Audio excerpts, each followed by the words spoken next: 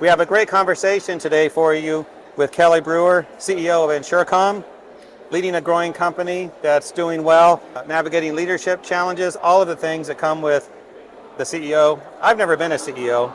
It must be a great job. This is my first time being a CEO. Tell us about that. So I joined Insurcomm about 3 months ago. Came from not the restoration industry, actually. I've always been in construction. I always knew I wanted to be at the intersection of construction and technology. So my early career was back in building roads. Then I got into telecommunications, designing and building networks all over the country.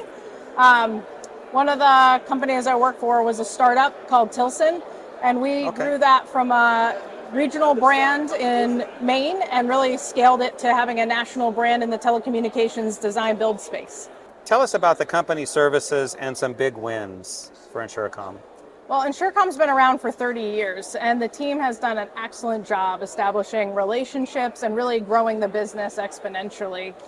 Over the past few years, they started as a reconstruction company with the founder, Neil Robbins, right out of school, and he built the company up and started to continuously add service lines. And so now, today, Insurcomm offers full mitigation, board up, content storage, cleaning, all the way through the reconstruction services. Every small company wants to become the big company. Insurcomm didn't do it overnight because if you do that, things can fail. You scaled, the company scaled. Can you talk about the history of that and your plans forward for scaling even bigger? Like I mentioned, the team has done a fabulous job building a great brand and name in the New England area. And a part of that is building the relationships, and then a big part of that is executing on the work. We want to keep continuing to build on that by bringing in technology that's going to help us build a stronger platform. Like, we've built a great business today. We want to continue to scale that across the country. I think we have the team in place, and then as we start to think about how do we want to build nationally, we'll have a really good opportunity to build something different. Your company's name sounds like you're an insurance company. I had the same thoughts when I joined. Talk about that. So actually, my kids said that to me too when I came home, and I told them I was going to lead Insurcomm. They said, "Do they do insurance?" But no, Insurcomm was started because it was really a restoration company focused on insurance and commercial put together.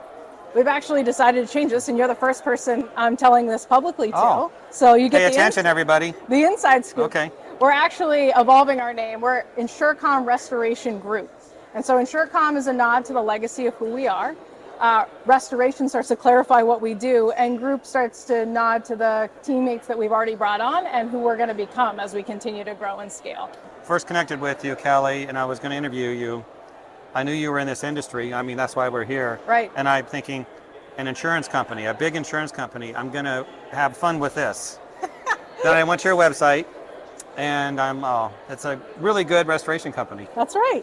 When you first sat in the CEO's chair and you're looking at what you're going to be doing, what were some of the biggest challenges that you saw that you're like, I have my work cut out for me? Well, the thing I guess I'll start with what I love about the industry. I love helping people, and I love that this is a service-based industry and that you're helping people really in their time of need.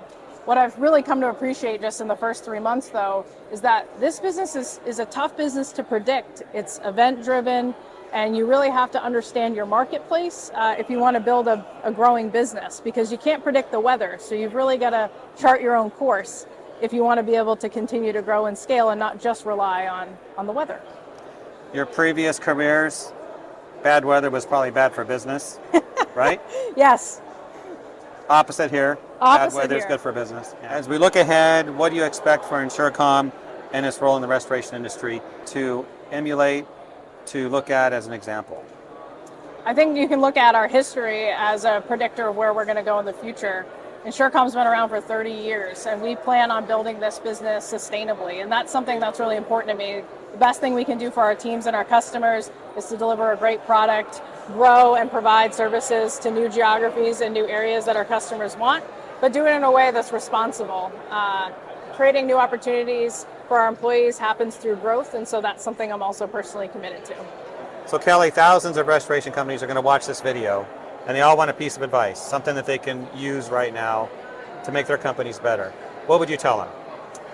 What I would say is always put the customer first, especially given that this is a customer-driven environment and service. Thinking about scaling your business and the way you implement technology, leading with the customer experience is going to be something that really allows you to stand out and be able to capitalize much sooner, because the customers are going to notice that feeling. So that would be my piece of advice.